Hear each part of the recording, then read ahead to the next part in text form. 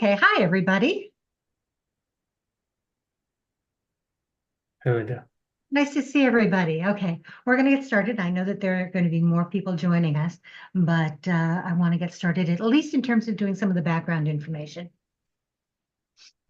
So as you know, this is a job seeker support group. We're here to provide you with resources, with networking, with support, with advice, with answers, whatever we can do to help you find that next forever job.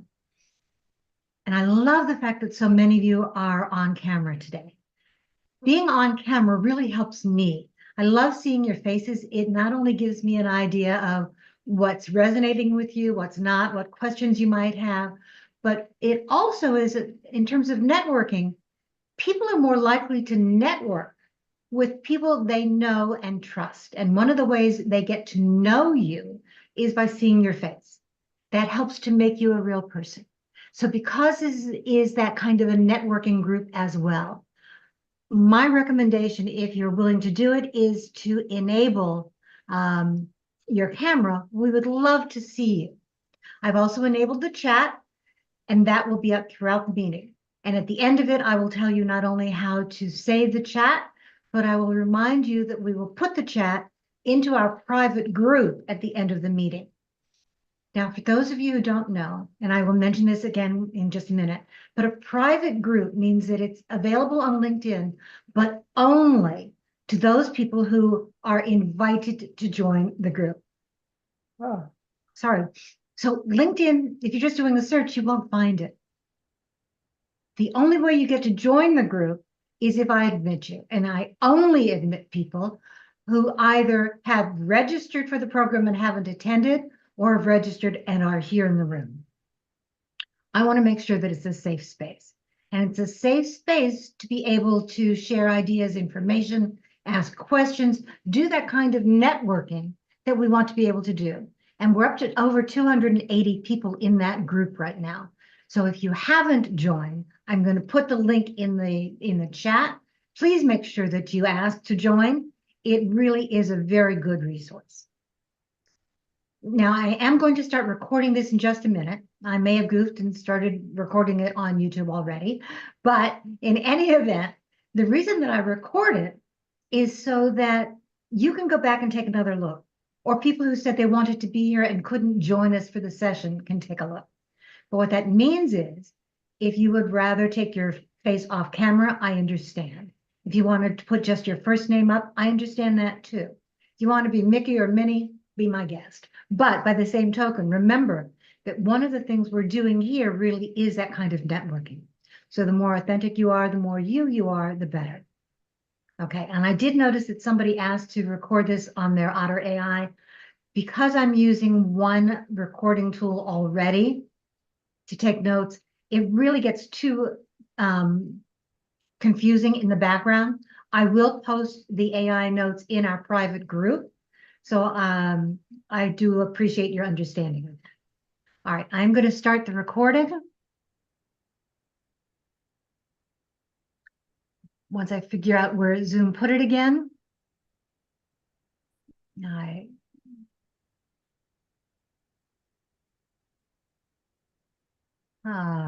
They changed it on me. There we go.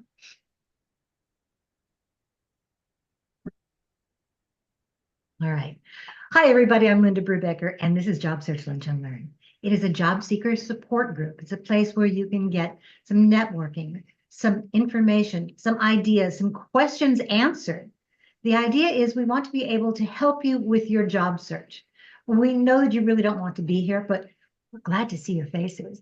We're here to give you whatever support you have and to be able to give you those resources to help you find your next forever jobs.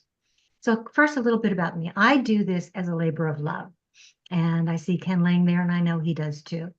We're here and doing this as a way of giving back. I'm a job search coach, and I've done this now for the past 7 years. And as of this morning, 878 of the people that I've worked with over the last 7 years have gotten offers. Yes, another one came in this morning. But what I'm telling you is that my information, the advice that I give you is based on over 20 years of experience in HR, as an HR business partner, a recruiter, a headhunter, and a hiring manager, and now 7 years as a job search coach. So I bring you information from all sides of that hiring desk. And the work that I do as a job search coach is what helps to support my ability to do this kind of program and this give back.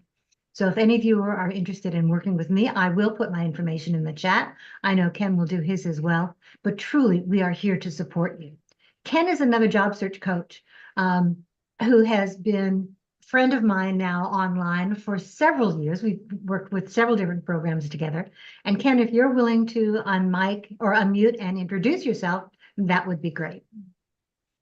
Sure. Hi, everyone. Kenneth Lang here in Northern New Jersey. I'm here to support Linda as well as to support all of you. And I'm happy to announce that one of my local people just landed also after about 7 or 8 months. And we're actually going to be doing a session later on. He's going to explain the steps he got through to get the job. Because I think it's so important for people to understand the steps that are taken by someone who's going through the search. I mean, we can all share a mentor, but it's not the same thing as someone who's actually gone through stuff and dealt with the ghosting and dealt with all the back and forth. So I'm very happy to be here, Linda. And I'm actually in the process of putting my LinkedIn URL in the chat as we speak. Perfect. I'll put mine in just a minute. So remember, the LinkedIn or the chat is a place that we want you to start to do some of that online networking. Your LinkedIn URL is important. Please, when you're putting in information about what you're looking for, make it very brief. People aren't going to read paragraphs. We want to get just enough information about you so that we know how to contact you, how to connect with you. Okay, and please do connect with each other and with me and with Ken, but also so that you can do it as a way of giving a teaser about what you want. And then in our private group, you can share more. Okay, but in the chat, we know that people don't read a whole lot. Okay, that said, for these meetings, we always start with some quick wins. So if anybody has a quick win, by the way, just a general housekeeping, because we have so many people, I would appreciate it if you have something to say, you have a question, you have a comment, please raise your digital hand so that we can find you and bring you up on screen. We want to be able to fully showcase you and make sure that things are what you want. All right, that said, who's got a quick win to share? Chad. So don't know if anything will come of it or not, but I did have a recruiter reach out to me yesterday about a contract position that could become a full-time role. So hoping to hear back from them on whatever those next steps will be. But it was just good to have a recruiter kind of reach out of the blue, having noticed me on LinkedIn. That's great. Have you checked out the recruiter at all?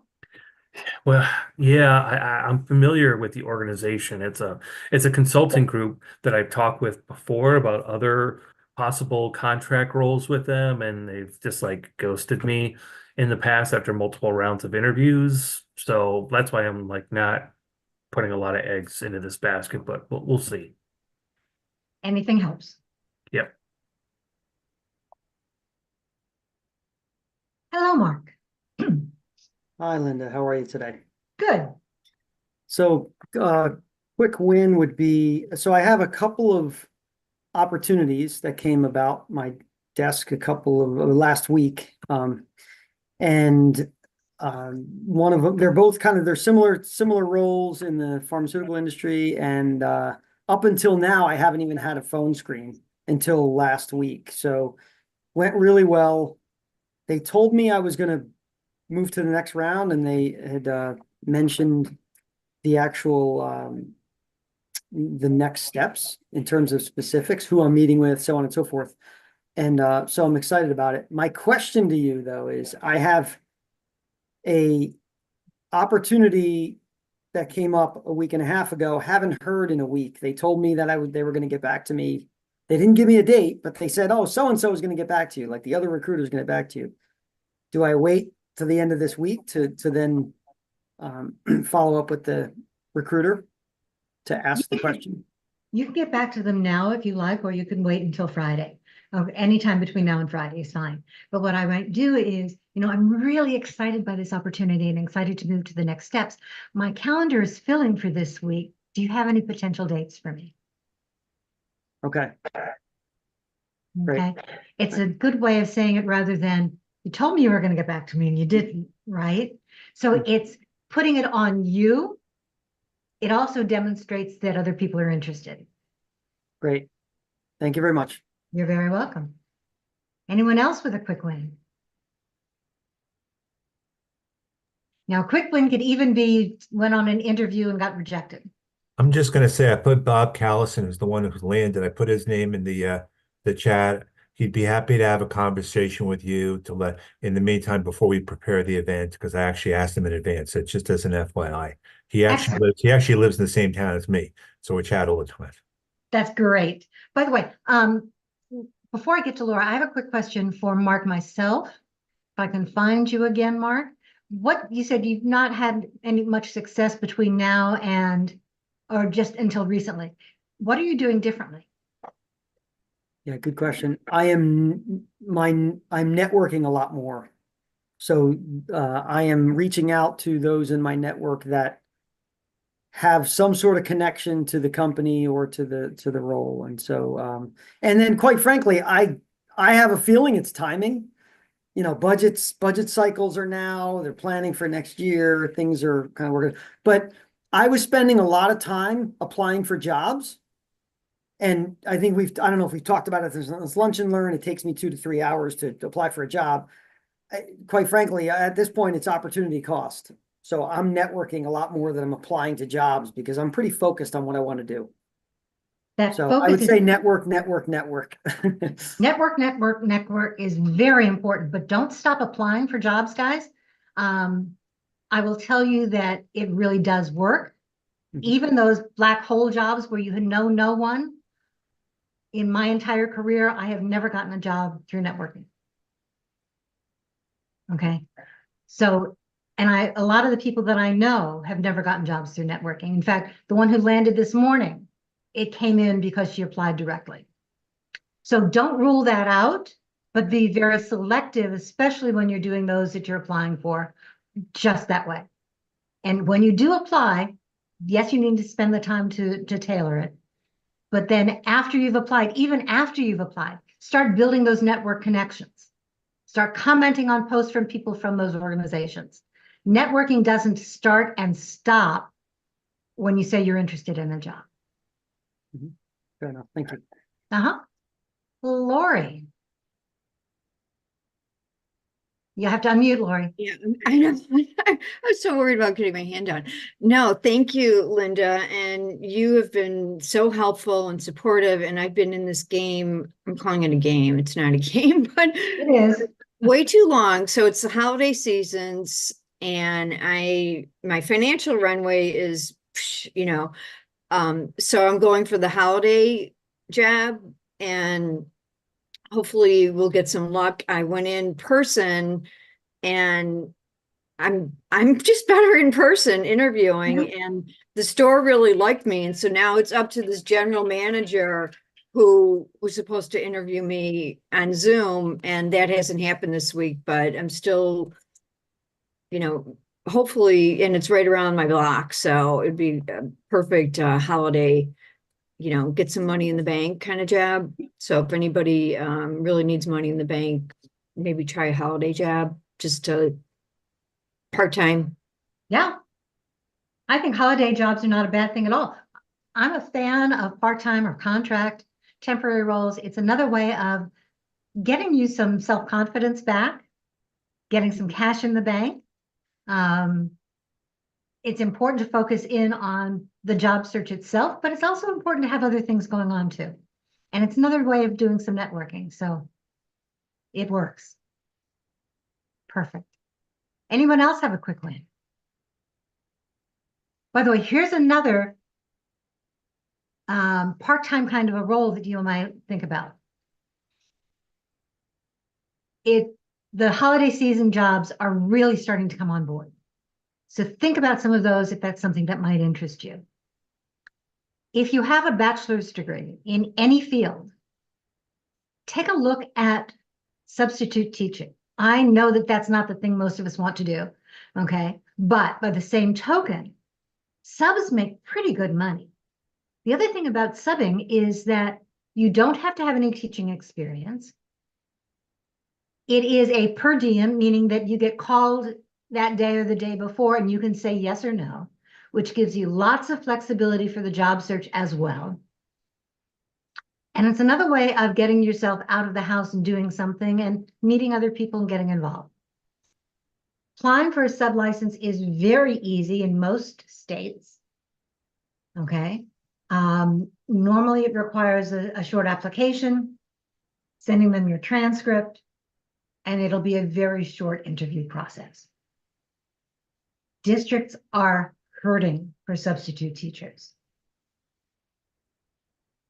So it is, I don't want to say it's a guarantee, it's not, but it is likely to go through.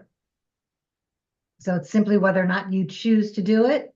But I found a number of people who do it and say that it is another way of bringing in that cash while still giving them the flexibility to do job search. Okay. Anyone else have a quick win? All right. Then let's start talking a little bit about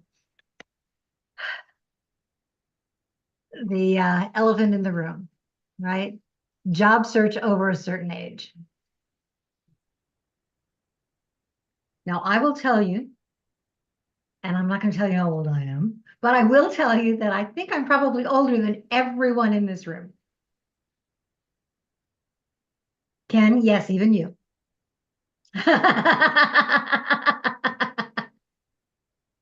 Okay, and one of the things that I've discovered is that ageism is sometimes more in our heads than it is in an employer's. I'm not going to say that it isn't there. It absolutely is. I wish I could say that it would go away, but it's not. But this is my third role. I've had 3 jobs since the age of 50 and started my own business just a couple of years ago, last year. So age isn't fatal. Part of it is how we look at it. Part of it is how employers look at it. The latest information from the Bureau of Labor Statistics actually was published yesterday. And they were talking about it as of August 24th of this year. And they found that in 2023, people who are 55 and older made up 65.89% of the workforce. That's a lot, okay? Not only that, 26.9% of the workforce is 65 to 74. And over 8% of the workforce is over 75. Yes, Jim. Do you remember where you saw that? Can we find that? I'm a Google person. Oh, Yeah, but I did Google it. It's the Bureau of Labor Statistics. It came oh, out of 2024. okay, thank you. Absolutely. Okay. And one of the things that we've discovered is if that's true, and obviously it is, by the way, BLS says those numbers are expected only to increase, okay, percentage of older employees as part of the workforce. And percentage of older employees who say they want to keep working. Okay. There is nothing for most jobs that says that there's an absolute cutoff date. You're flying a plane, that's one thing, right? You're an air traffic controller. There is an absolute cutoff date. But for almost every other job, if you're a first responder, perhaps, but for almost every other job, there are no cutoff dates other than those that we add for ourselves. So what I'm hoping that you will do by the end of this session is recognize that how long, when you work, where you work is as much up to you as it is up to somebody else. Now, that doesn't mean that employers don't have a say, they obviously do. But we are finding that more and more employers, as a company, not necessarily as individual hiring managers, but more and more employers understand that if they want the quality employee, they need to start looking at people of all ages. There are actually certifications for what are called age-friendly employers. I'm going to put that in the chat. This organization actually has a program where companies can apply to them and go through a process talking about what their current employees look like, what their hiring process is, and all the rest of it, and become what's called a certified age-friendly employer. It's a good site to check out because the companies that are listed there are telling people that they are wide open to people of all ages. So it might give you some additional companies to follow, to check out, to look for jobs with. There are some really big companies, and absolutely, yes, AARP also has age-friendly employers, okay, and endpoints. So there are a number of them out there. So take a look. Another spot might be iRelaunch. Remember where we talked about them a couple of weeks ago? iRelaunch helps companies develop what I call internships for grown-ups. If you've been out of work for a period of time, they provide resources, support, and jobs to help you come back to work. So it's another great resource. That said, one of the things we've discovered is that while companies might be appropriate, might be good with the idea of hiring those of us who are a little older, sometimes individual managers are not. And so they have some specific concerns. One of those concerns is if you're too old, you may be out of touch. So too old, okay, is code for out of touch. Too old is code for not keeping up with technology. Too old is I'm stuck in the old way of doing things. I'm never going to change. Too old is you're irrelevant. Your information, your ideas, what you want to do is stuck in the past rather than in the future. Right. Too old could also be code for too expensive. What's my job? I call it the terrible twos of job search, right? Too old, too overqualified, too expensive, too out of touch. So what can you do as a job seeker to help dispel those myths? Okay, your goal is to be able to get your foot in the door. Once you get your foot in the door, there are ways that we can talk about how do you deal with some of those questions, okay? Some of which are blatantly illegal. But how do you deal and work around some of those so that you can present yourself in the best light possible? So there are several things that you can do to help position yourself as somebody who is ready for today's workforce. We've talked about some of them already, okay? LinkedIn, you're going to have that good, appropriate, filled out LinkedIn profile. And you're going to be making LinkedIn appropriate professional comments, okay? To help position yourself as that subject matter expert. And that's part of doing that networking, Mark. It's also part of demonstrating who you are and what you can do and what's interesting for you, okay? And the value that you can bring. Part of that LinkedIn profile and part of your job search, and I know I've said this a lot, but please, if you have an AOL, Hotmail, or Yahoo email address, please change it. Nothing says out of touch from a technological standpoint faster than one of those email addresses. Do a lot of people pay attention to it? No, not necessarily. However, enough that it keeps coming up over and over again. Recruiters are mentioning it. And if that's the case, it's an easy fix.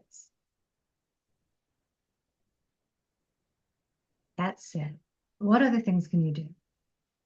So one of the things we've talked about a lot is the fact that being technologically up to date is terribly important. You need to be able to demonstrate not just that you understand WordPerfect. Anybody here still remember WordPerfect? Okay, but you understand WordPerfect, right? Or 123, I think that was what it was called. Lotus 123.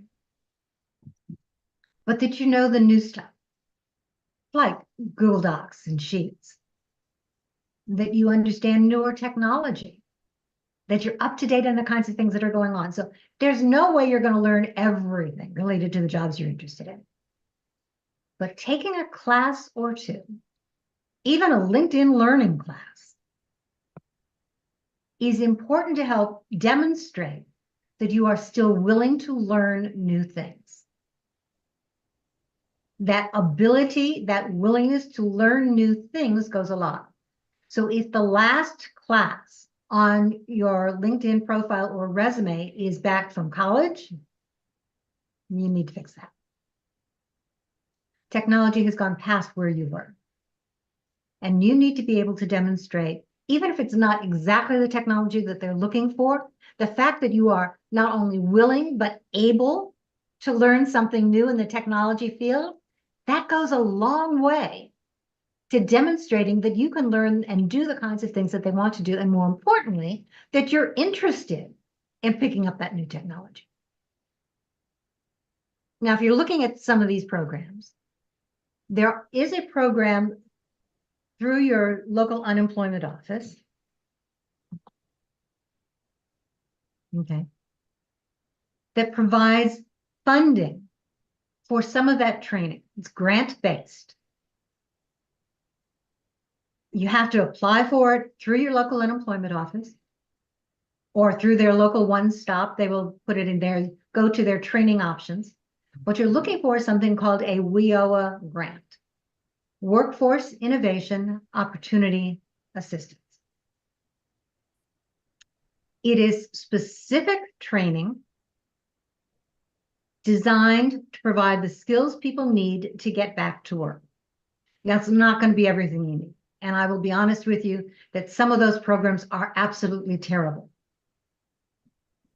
But simply the fact that you're doing some of these and it's not costing you anything other than your time and effort really helps. And you add it to your profile, you add it to your resume. It demonstrates that you're not only willing to learn, but that you can learn. Okay, and that you're excited about it. Yes, Pam. I actually did. I went through the WIOA program and it was phenomenal. You don't necessarily get it through the unemployment office. If you do a search for WIOA and your county, Yes. it's federal money run by the state. And I was able to get $10,000 worth of training for nothing. Correct. It enabled me to get my PMP, my Agile product owner, Scrum Master, a whole slew of certifications, and they pay for the tests and everything. You do have to report into them how things are going. You do have to finish classes. And it's not, it runs the gamut of things. It's not just project management. That's what I was doing. But if you want to be a phlebotomist, you can take classes for that. If you want to get your CDL, you can get classes for that. An amazing program that doesn't take much to qualify for. It really doesn't. There's a bit of a financial form that you need to fill out. I did not. Really? No, I just had to prove that I was unemployed. Okay, so if you are currently receiving unemployment comp, it's automatic I can't even say that, an almost automatic approval. Right. Okay, but if you finished your unemployment comp, okay, there may be some additional things that you need to do. And Pam is right. It is a federal program. However, each individual county gets to decide how much of a grant they can give to everyone. And they do that based on the number of people that historically they've had applying for and receiving those grants. So for example, in Illinois, in the county that I live in, it's a $10,000 grant. Yep. However, right across the county line, maximum is 6,000. Okay. You really, though, need to apply in the county in which you live. Yes. Because otherwise they can downgrade the amount of money that they give you, even though they say if you're applying in Lake and you don't live in Lake, It's not going to be the full 10,000. It's probably Right. going to be no more than 6. Right. Okay. They also Because have you, at least here in Cook, they have you research different training centers. So you have to justify the dollars you're about to spend. Right. By doing minimal amount of research. It's really, 20 minutes worth of work. It is it takes about 6 weeks to get through the process, and they give you, they have a support system built in. So they give you resume reviews and they help you do job searches, and you have a counselor that's associated with it, at least in our county. That's how it works. It was a phenomenal program, and I couldn't be happier that I went through it. it's a great program. So I highly recommend it for people. Take a look, and you can even take a look before you apply for the kinds of programs that are there. I actually had somebody who went through the program who wanted to be a real estate appraiser and found that kind of training. It's not just tech-based, although many of the programs are, but the programs are really good. Just make sure that you investigate the provider really well. The providers know how much money you're given. So their goal is to sell you, oh, you need all of these extra programs in addition, or you don't need that one. You need this one because I need to fill it, right? So you have to be really strong and push it through, and really do the research in advance as to what kinds of training you want. If anybody's interested in that kind of program, I don't know all the requirements, but I've helped enough people go through it, sign up for it, that if you have questions about it, reach out to me and I'm glad to answer them. Mark. So actually very timely. Last 2 weeks ago, so I'm unemployed, and when I was severed, my company had the New Jersey Department of Labor come on and talk about some programs, one of which was this, which quite frankly, at that point, I wasn't even thinking about things. And even a couple of my colleagues at the time, long story short, we had no idea what they were talking about, nor were they very clear, to be honest. And it's very complicated. In my experience, having said that, I got it was an email form. It was a form that I went to the New Jersey unemployment, and it was there, but it wasn't right there. Like you gave us I think you just gave us a way to find it. I found it so quickly. I wish I would have known that, because it wasn't easy to find. Having said that, I got a virtual orientation on November 7th. So it's not a quick turnaround, at least in New Jersey. Nothing's quick in New Jersey, but but I wonder if I should do a lot of homework prior to that, based upon what you just said, Linda, because I have no idea. There's not a lot of information, or at least I can't find it. So I don't want to be blindsided like you just described. So what I would do would be to, if you can't find it, Mark, let me know.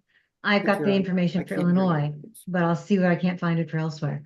But what's nice is you can actually go in and you can type in the kinds of things you're looking for and see whether or not they provide. From my experience, the depth and the breadth of the kinds of coursework that they offer is enormous. Okay, so project management might be something useful for you. It might not. There are lots of different things that it can do. I've had people do it to learn some AI courses. I've had people do it to pick up things like Python or Tableau, data analysis. I've had people do it to take marketing courses, including some social media related courses. So it really depends. And I cannot tell you that the courses offered in one state are going to be the same offered in every. Because again, federal program, individual control. I can tell you that they're offered in lots of different places, everything from community colleges, some regular four-year schools, as well as from programs from private training companies. And the programs have to be recertified or applied for every year. There's this whole long, involved process.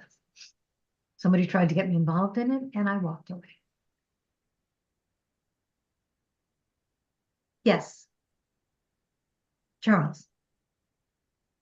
So I'm interested in looking into that. And my challenge is that I do spend some time officiating sports on the side, which is bringing in some income, which can bump into the limits that, unemployment, makes you, are you making enough or not making enough to get paid that period? How would something like that be? Um, I mean, it's not more than a couple $100 a week at the most. So I just don't know that it's relevant, but what are your thoughts on how this plays with that? I don't think it would be an issue. Their goal is, the purpose of this program is to provide you with updated skills to get back to the kind of job or the level of job you used to do. Okay, so what you're doing in terms of sports officiating, that's not ever going to be your full-time job, my guess. Right. Okay, so it wouldn't be an issue. I've even had somebody who qualified for the program who was working what we called a transitional or survival job. Okay. But it was not at the level, not at the skill set that they needed to be. And even though they were working full-time, they still qualified. Okay, Gotcha. so it is financially based in certain areas, but not completely. Go ahead and try. You have nothing to lose by trying. Right, right. Yeah, I was curious. Just just curious, as I said. So I And would then check it out. what was it's WIOA? WIOA, Okay. Workforce Innovation Opportunities Act is the name of the act. Federal program, administered individually by each state, each county. Yeah, I'm also in Cook County, um so there you go. Okay, but it's a great program. I highly recommend it. But whether you're using a WIOA grant or LinkedIn Learning, doing it through LinkedIn, through your library, if you're taking courses through Coursera, and there are lots of free professional related courses through Coursera, as an example. Or you can sign up for a Coursera membership for a year for $400. Google is offering some free training classes. There are lots of ways of adding those new skills, those new training opportunities to your resume, to your profile, to your toolkit. And they're great ways of showcasing and countering that perception that your age means you're not interested in learning anything new, that you can't learn anything new, okay, that you won't want to. So your goal between now and the end of the year, for all of you, I want to see you take at least one class. I don't care where it comes from, but I want you to take at least one, and I want you to add it to your profile and to your resume. Yes, Charles. Speaking of that, I don't know about everyone, but I highly recommend you reach out to your public libraries. My public library offers free access to all of the LinkedIn training with a library card. So if you're not a premium customer, I can access it through my library account. But that's basically all of the classes out there, and I highly recommend people look into that as an option. It's a great tool. Thank you for reminding people. Unfortunately, not every library does it. It is an expense. So some of them choose not to, but if they don't, take a look at something called a Gale course. It's very similar to LinkedIn Learning. GALE. Again, go to your reference librarian.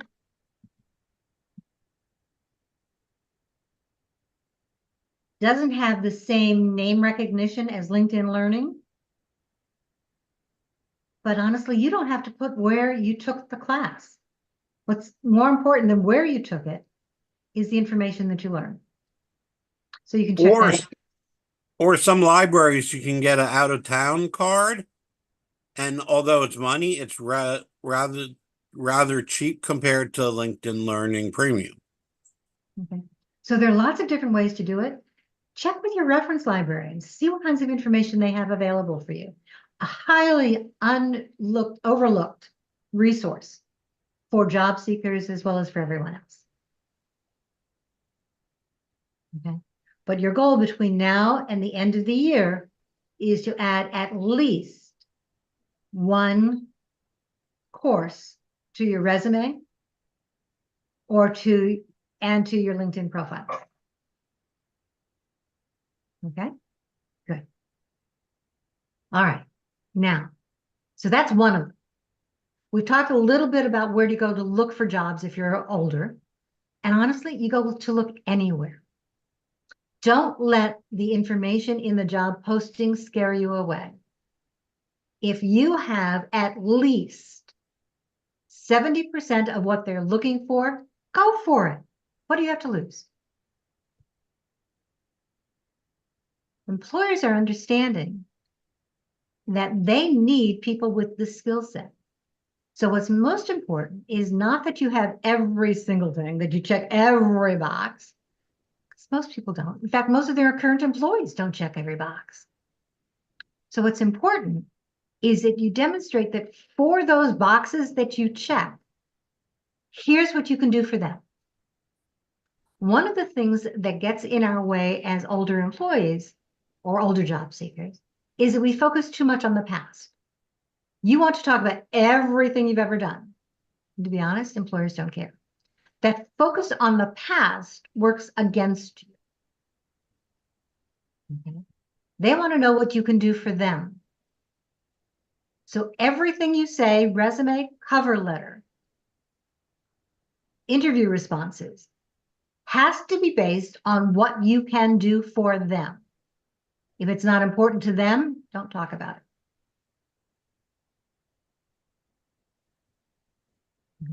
I wasn't kidding when I said I almost talked myself out of a job. Luckily, she stopped me and I was able to pull it back. But it's important to focus only on them. That focus on them helps also to remove one of the other obstacles, concerns that people might have about employees who are older. That is that you can't be relevant. When people are looking at your resume, if they see something that is older than about 15 years, maybe 20 years, that experience may no longer be relevant. Things have changed so much that it's hard for them to say that this still makes a difference. You and I both know that's baloney. But we're not the hiring manager in this case. So the closer you can get to what it is that they need, to talk only about what they need, the better off you are.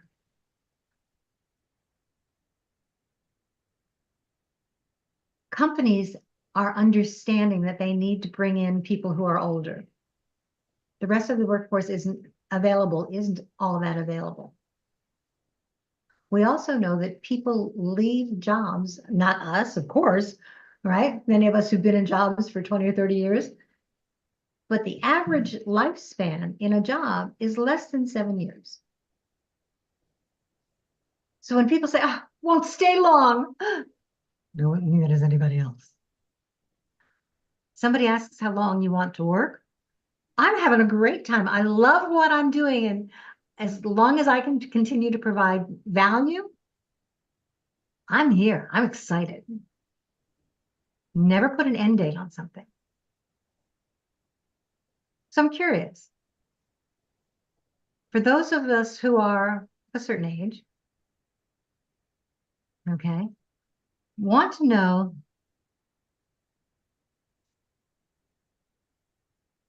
how much longer do you plan to work?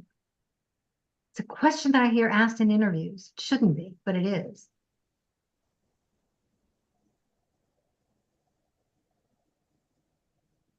From your perspective, does it make a difference? Shouldn't for them. Nobody can guarantee how long they're going to stay in a job. So even if you're asked a question like that, work around it. Talk instead about the value that you bring, the excitement that you bring to what's going on in those fields. I know, David, one of the things that I see David doing a lot is he not only shares that information about the courses that he's taking and his projects, but he posts it on LinkedIn, not just in his profile. He does it in a post as well. If you are posting about a course on LinkedIn, I don't care whether it's LinkedIn Learning or anything else, don't just tell me that you finished it. Don't just say it was great. I want to know what you learned from it. I want to know how you're planning to apply it. What made you take this course? That's what now makes this an interesting post. And what's more than just the standard LinkedIn post. So sometimes you'll see me ask those kinds of questions if you post it. And I try and comment on those posts as often as I can when I see them. I admit I don't see them all the time, but I do try and do that as well. So that's that whole idea of not being willing to change. As you're planning your interview stories, make sure that you have at least one that talks about learning something new. Doesn't have to be formal. It could be you had to do some research. Had to think about something in a different way. It was a team project, and here's a good one. I went to a younger colleague to give me some advice and to help me learn something new to pick this up because they'd been doing it before and I hadn't. That's two birds with one stone. It's not just learning something new. It's the teamwork, and it's you demonstrating that you are willing to work with, learn from, and even perhaps be managed by someone who's younger than we are or than you are. Because honestly, a lot of people out there are younger than we are. Right? So you want to make sure that you can demonstrate all of that, because that's another concern.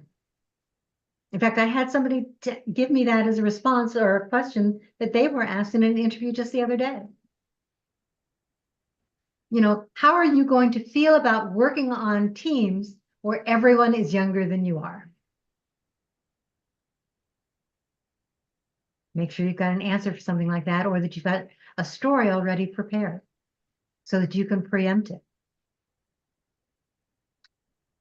I love working with people who are young, different ideas, different ways of thinking, not a problem. In fact, one of the things that I've discovered, even working with my grandkids, okay, is that they can teach me things because they look at things in entirely different ways.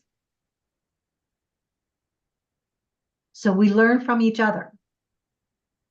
Building some of those stories into your repertoire will help you. Now, you can't really add that to LinkedIn, but you can do your interview stories. You can do your cover letters. You can actually in LinkedIn in terms of your about section, building in a short story.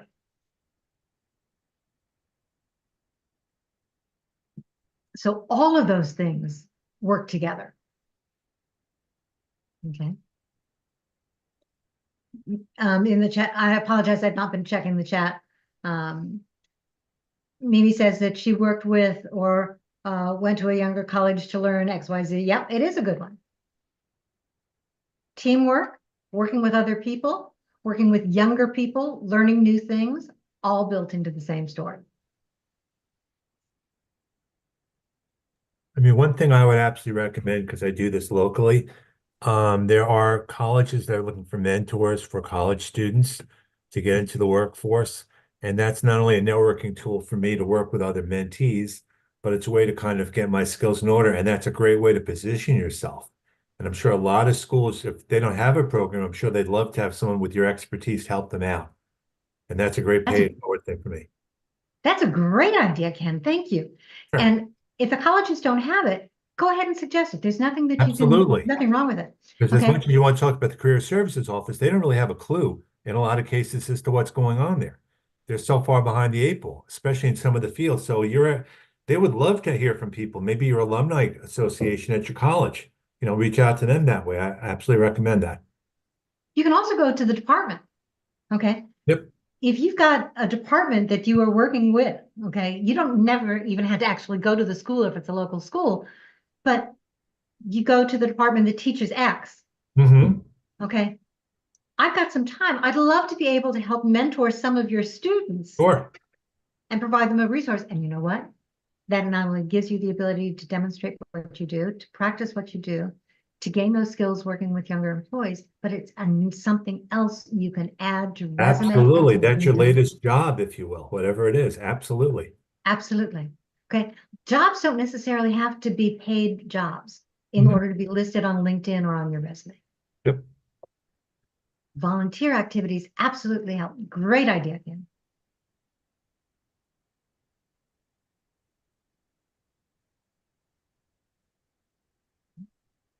If someone doesn't know where to look, I can send you a link because even though I'm in New Jersey, they're looking for virtual mentors as well.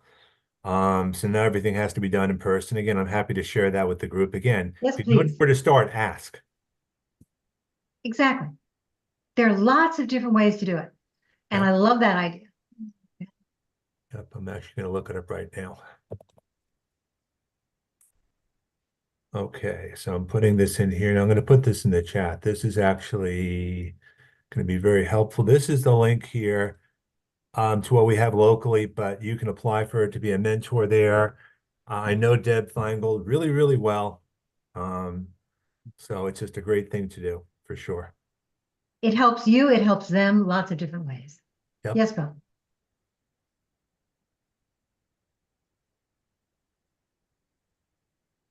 Yes, A Bill. resource both for helping people and also an opportunity for people is SCORE, what used to be called the Service Corps Yeah. Retired Executives. And so if you're an older person, you can be a great mentor and convey that information to help startups and also establish businesses. Yep. And it's just a wonderful resource also if you're in job search and you're thinking about starting your own business too. It's free, it's paid for by our taxes. So just have that on your radar. And then I'm curious to ask you, Linda and Ken and everybody, if any of you have taken advantage of those AARP job search resources and what you found. I have. I'm actually, they're interesting. Again, it's a good starting point, like Yeah. anything else. I think SCORE is great because I'm actually a SCORE mentor too. And I do that as much. I did it when I was out of work to be a mentor because again, it was another thing to put on the resume, but I just love to pay it forward. And you also learn from people just starting out. Because a lot of them just don't have a clue as to what to do. Great It advice. is. It is. Thank you, Bill. No, There's thanks. lots of resources out there. Okay. And when we're talking about being a certain age, in many cases, they're defining these as 50 plus. Okay. In fact, Bo, you and I think met initially when I was facilitating a program for AARP. Okay. To help job seekers learn to put some of those resources together. Those AARP courses are still out there. Their job search resources are still out there and they're good. I would suggest checking them out. We know that if AARP is listing the company, it's a company that is friendly to older employees. Thank you. So my feeling is take advantage of anything that you possibly can. Okay. Bo, this was also one of the topics that you really wanted to talk about. Do you have specific questions?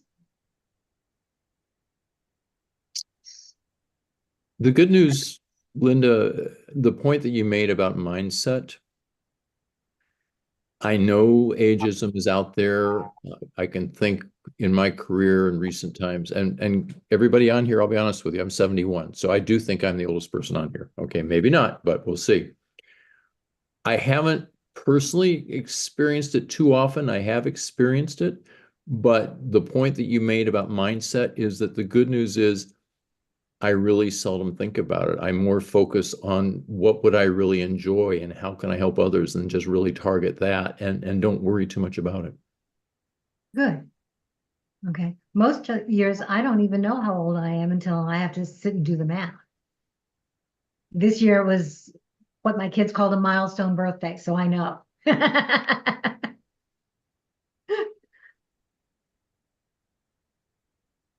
Other questions about ageism? Because we're getting close to the end of our time. I will just say this, ageism cuts both ways. I see this all the time with my mentors and mentees at William Patterson. Different type of ageism. So I think the more you can work with them, the more you'll understand it from both perspectives. Absolutely right. Okay. So from the numbers that we're seeing that companies are going to have to start coming around. Hiring managers individually may not be there yet, but HR departments are. So I think you're going to see more companies recognizing that they need to help focus in on those of us who are of a certain age. By the way, I have a favor to ask all of you. I hate the phrase of a certain age. Experienced. Brenda Miller, who's one of my LinkedIn go-tos, calls it experience rich. I would love another term to talk about. So you have 2 assignments for me. I normally don't give assignments, but I'm giving them today. One is to make sure that by the end of the year, you have at least one additional class that you can add to your resume, your profile, and all the rest of it. The second is either in chat today or in our LinkedIn private group. Please come up, help me do some brainstorming, okay? And what you're going to do is in the chat, in the private group, you're going to list it as older equals or instead of, just something so that I can recognize it. We can all recognize it and comment. But let's see whether we can come up and brainstorm some new terms for that. David. Yeah, I don't think I really like that term experience rich, because just because I'm older than someone else doesn't mean that I'm smarter or have more experience.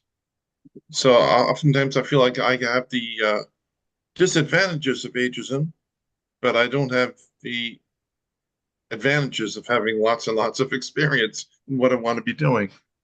So it's a bit of a catch-22.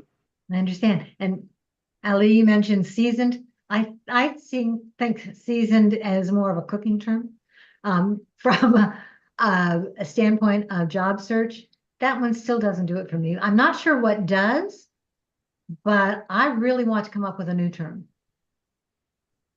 I also use the word experience is more valuable than knowledge, because knowledge something you read about it, but experience something that you have lived through it. So yeah, some of the younger kids might have the knowledge, but they don't have the experience. And you cannot gain the experience by reading books or attending a webinar. You have to actually gone through that. So that's You're sometimes I absolutely bring right. it up as a You're conversation. right. Charles. I had a slightly different question. I don't want to derail Yes, this no, please. conversation. So at what point do you say, and I know we're coming up on our ending, but at what point do you say, I'm no longer with the company I'm with on LinkedIn? Like, how long do you kind of leave that out there, and when do you take that off?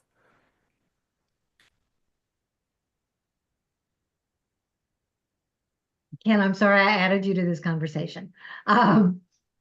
Because you deal with this all the time as well. Oh, were you, wait.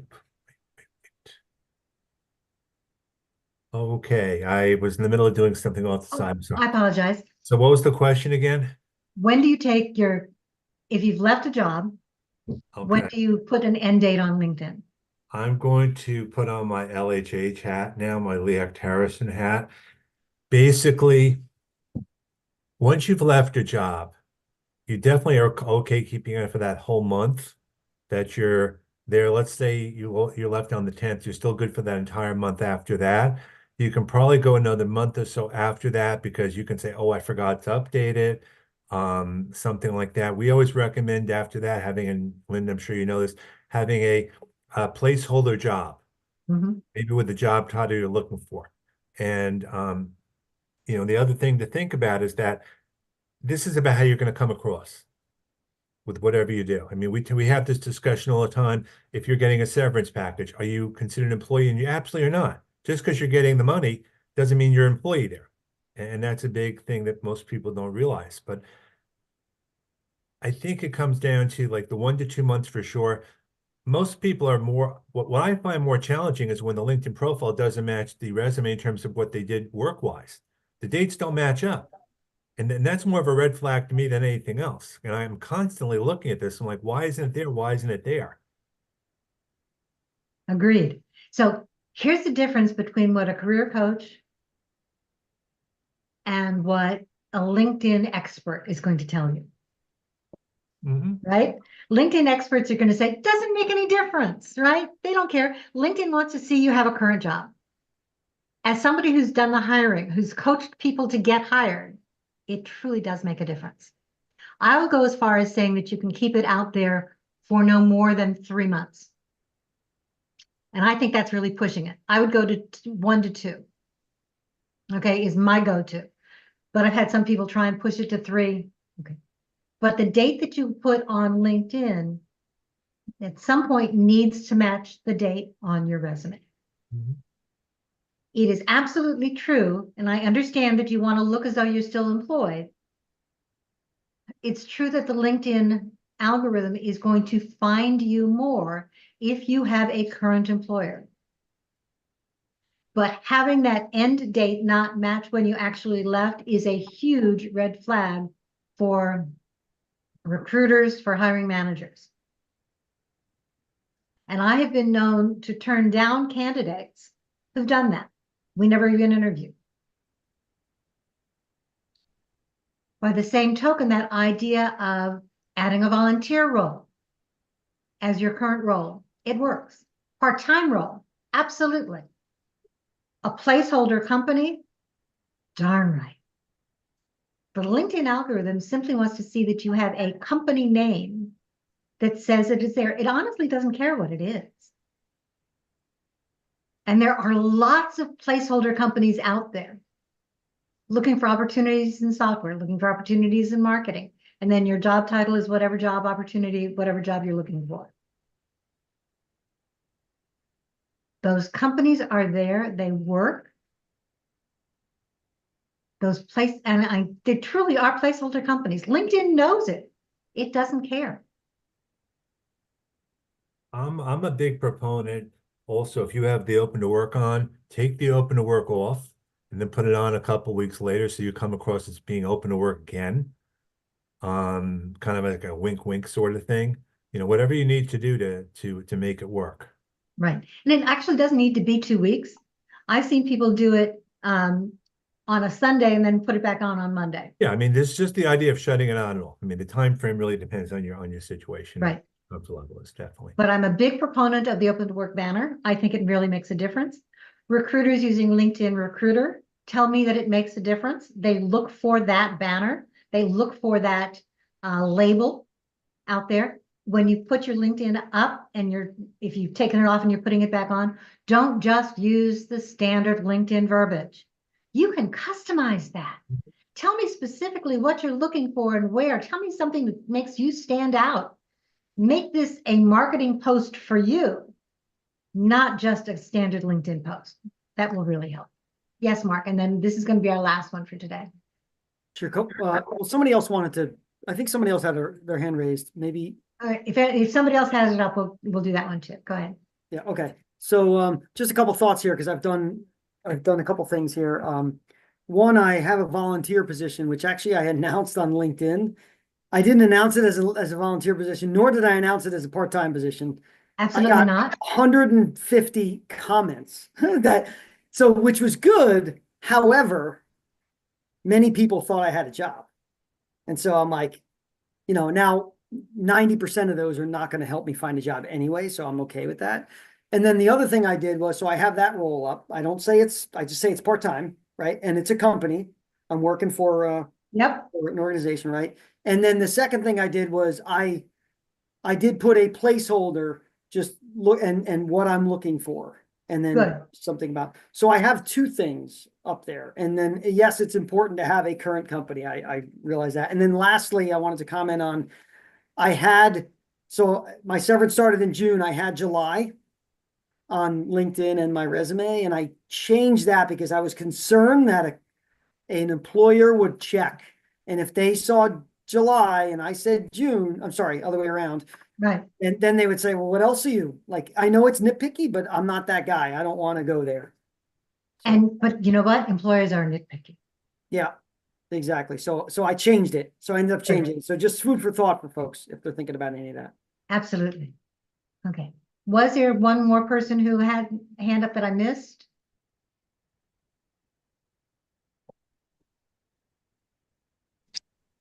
I actually had some questions around these same topics because I'm a bit confused, in terms of open to work you've explained. So you are suggesting for us to include the open to work. So is your suggestion trying to keep our company after our, time is ending there?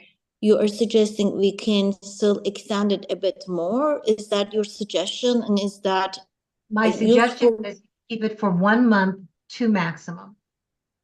okay? And that's how LinkedIn can find us more. Is that correct? Is that the reason why you're suggesting that? So the reason to suggest it is, number one, it makes people look like they're still employed. So you can get away with it for 1 or 2 months, but only that.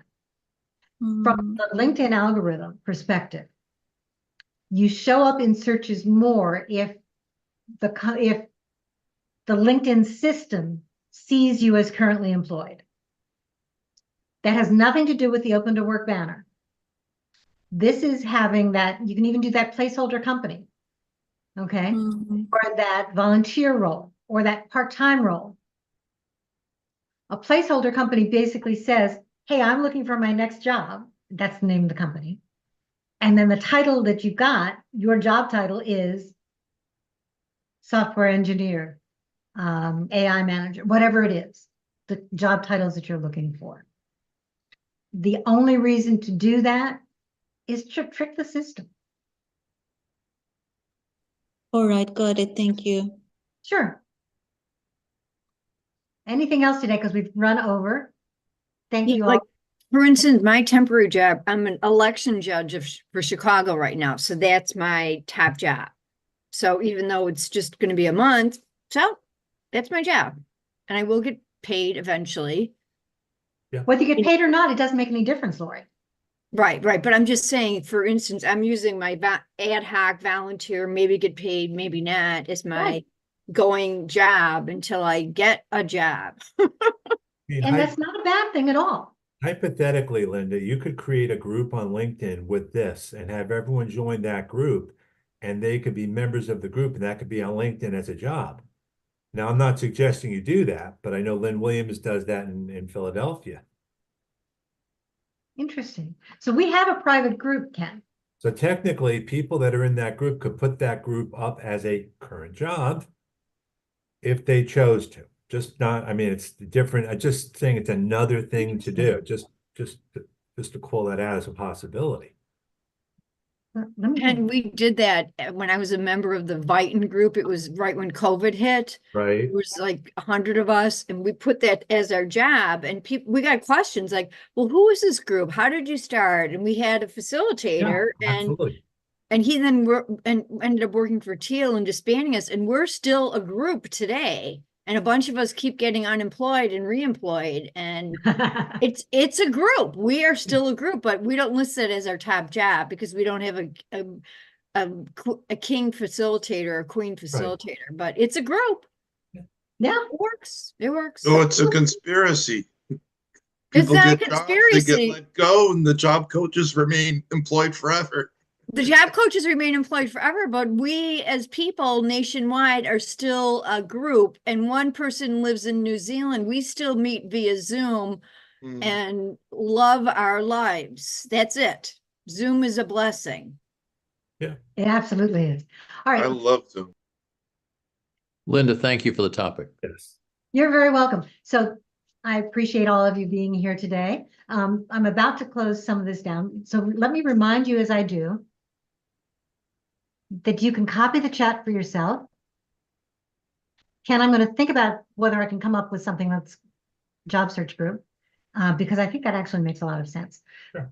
But in terms of the chat, if you want to copy it for yourself, if you go up to the top of the chat screen where it says Job Search Lunch and Learn, to the right, you'll see 3 dots.